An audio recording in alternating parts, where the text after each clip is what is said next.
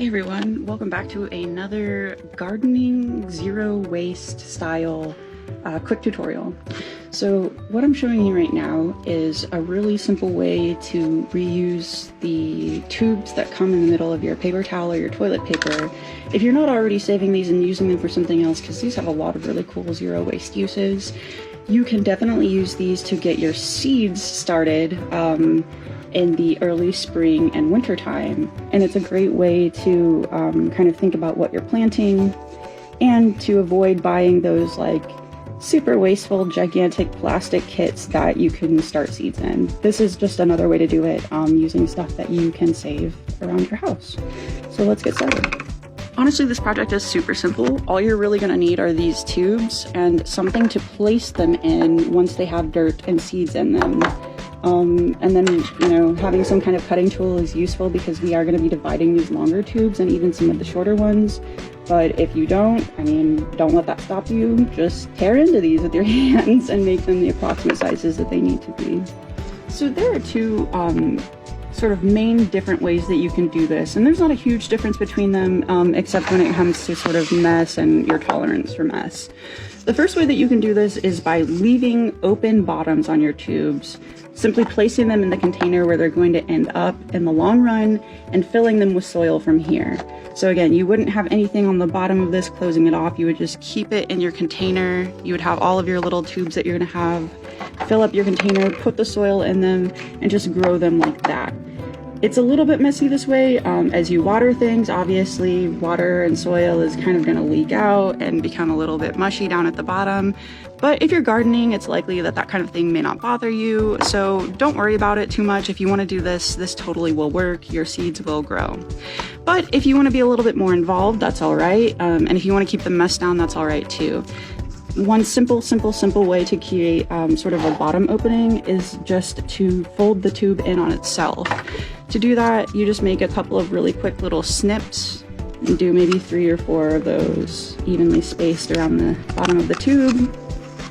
And then just kind of like what you do with the bottom of a box when you fold it closed on itself, you're just gonna kind of push all these little guys together. So there we go. I did a little bit better of a job. It's not perfect, but it is closed and it's going to prevent so much soil from coming out. If you're not going to be folding up the bottom, I recommend that you cut even the toilet paper tubes, which are already, you know, short-ish. I still think they're a little bit too big for seed starting. Little tiny seeds are going to get lost in here. So I would cut these in half. Might be too little, but you're just going to be wasting if you don't do that. If I just do this and cut like 1/3 of it off, now I just have this wasted bit and I don't know what to do with it. But this is a better height, I think, in my mind. So that's the reason why I prefer doing the bottom sort of closure thing, because I'm not wasting, but I am kind of still getting the tube down to a better height that isn't quite so big and isn't going to dwarf the seed that's inside of it. Of course, I said you can do this with paper towel holders as well. With these, you can probably cut them into thirds, like exactly, and it's a very good size. Let me go ahead and do that and just, there we go. Oh man, I did that perfectly. That's like the only time in my life I've ever done that. It's beautiful. It's a beautiful thing. So here are my little tubes that came from a paper towel roll. And again, I'm going to probably just go ahead and cut into it so that I can close the bottom. And I'm sure you can figure out a way to do this that works for you if you don't like this sort of diagonal cut and folding in method. But I think it's quick and pretty easy to do. Bam. And so now I'm just going to fit as many little tubes into this container as I can. All right, so we've got our tubes all kind of put together in the container that we've chosen to hold them while our seeds are growing inside of them. Hopefully it's a container that you don't care too much about, although this really is easily rinsable at the end of the process when you're ready to take your seeds out and put them outside. I mean, I've always just rinsed out the thing, and it does not have to be a container like this. I have saved like cottage cheese containers and all kinds of just random things so that I've got like a whole zero waste cycle occurring. You can also use If you want to do a ton of seeds, like of all one species together, you could use one of those giant plastic Rubbermaid bins and put your tubes down in the bottom of that. Honestly, that would be totally okay. I actually liked doing that method last year too, because it allowed me to really easily pick up the entire whatever plant it was that I was working with and move it around. Like some of my rooms in my house are really sunny and warm in the morning, and then some are really sunny and warm in the afternoon. And if you're neurotic enough and you feel like it, you can move your entire bins of seeds back and forth to give them maximum sunlight and warmth. And you do not have to do that either. So just get your tubes into something that's going to be waterproof and durable enough for the couple of months that your seeds may be growing in them. The other thing that I recommend you think about, if you saw our milk jug video already, you'll know that I recommend trying to keep track of what you're planting and how you're planting it so that you can reproduce your successes in the future or avoid your mistakes. I have written directly on these tubes before. I did that last year and it holds up all right, but the wetter the tube becomes over the long term and the mushier, it can get a little bit hard to read what you've written. So you may just keep that in mind. Try writing up totally near the top, or you could even put little labels on here about like what you tried. Of course, if you're doing different things in each tube, it's hard to keep track of what situations are going on. In those cases, you might just want to go ahead and write on here with a marker.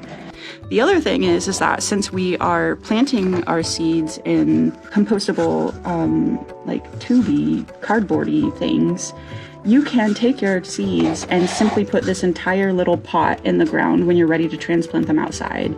This will break down, it will compost into your garden, and it will be totally all right. But if for some reason you do not want to do that, that's all right. You can also remove your plants.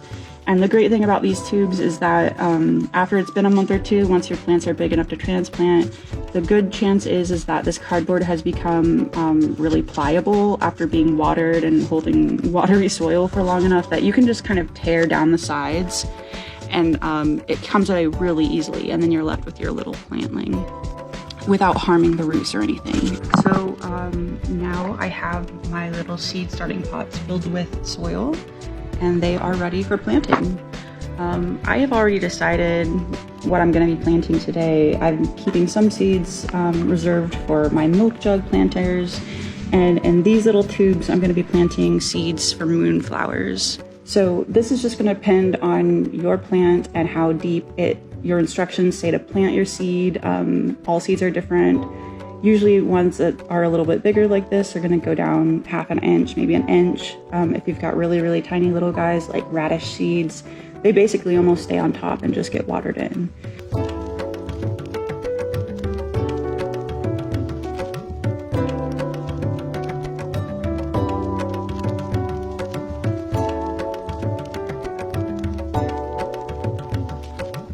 So since I'm only doing the same thing in all of these, I don't really need to take notes for myself. I can just put a little like label on the side of this container. But if I was experimenting and putting, 2 seeds in some of the tubes and maybe trying to cram 3 in or whatever it happens to be, I would want to be writing on the side what I'm doing just so that I can keep track of my experiment. And in terms of potting soil, you can just get whatever potting soil you prefer. If you've got one that you're using already, I just use the Fertilome Ultimate Potting Mix. You can get really gigantic bags at gardening centers like ProGreen here in town is where I just bought this, and they can answer questions for you as well if you're just getting started with growing from seeds or gardening at all.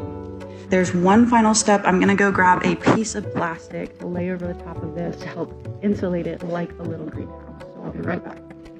All right, and here's the final product. I had to use my imagination a little because we don't actually have plastic wrap here at the library right now. And this will be my little plastic covering for my seeds as they grow.